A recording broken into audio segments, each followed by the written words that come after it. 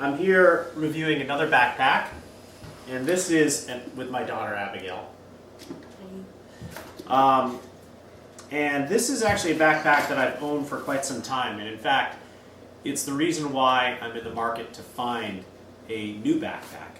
It's not that it's bad, it's just that it's lacking in some things that I think are really important, and so that's why I'm trying to find the this crossover Daypack. So let's take a look at it. This is the Patagonia Refugio 28 liters is what that 28 stands for.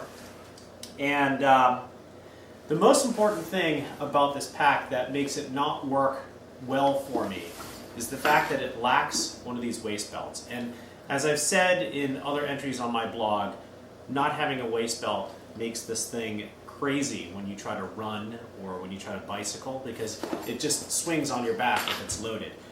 So having that waist belt there is kind of a key element if you're expecting to be in any way significantly active.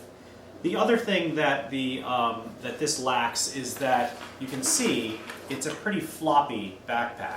It doesn't have any sort of sheet, plastic sheet, to keep this thing stiff, nor does the back consist of a dense EVA foam to keep it upright.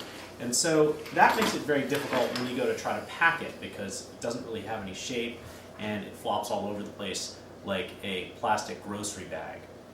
So there are some issues here, but there are some great things about this pack too. The most notably excellent thing is this right here. This little fleecy pocket here into which I can put my glasses. And since I am a glasses wearer, I'm constantly having to switch out my prescription sunglasses with my regular prescription glasses. So having it right on the top in a fleece-lined pocket is really a nice feature, and it's a feature that I actually would like to find in other packs, but rarely do I ever find that.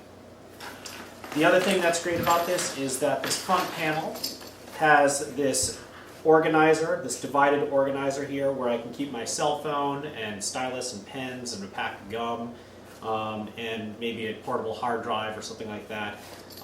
And it's separate from the main compartment. And the beauty of that is that I'm constantly going in and out of this.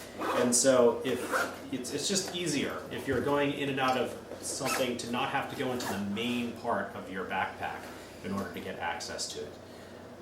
The other thing that's great about this pack is it has these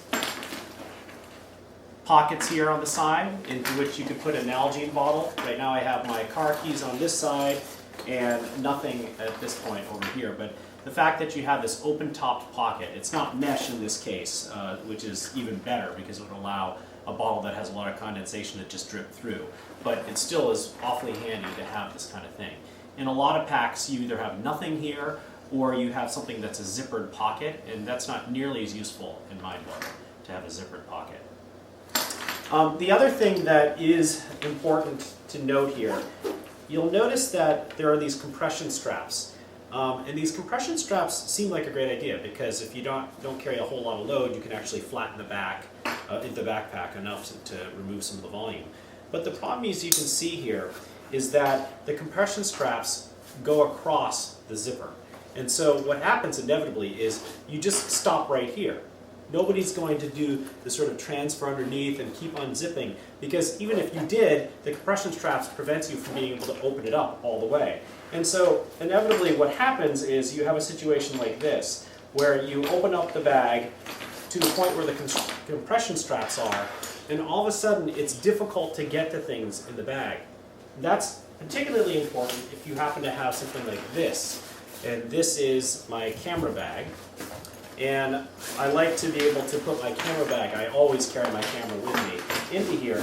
And it's extraordinarily difficult to get into this area when you have the compression straps. What do? You inevitably just unhook the compression straps so that you can get down to whatever you're trying to get to in the bottom of your pack.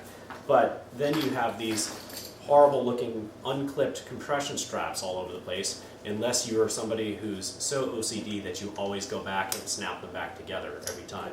It would have been just, you would do that, Abigail? It would have been just a good idea if they made these compression straps, or this buckle actually, start here on this part of the zipper so that it didn't have to cross over the zipper, and then you have full access. So a lot of packs do this. It's not just the the Patagonia that does this.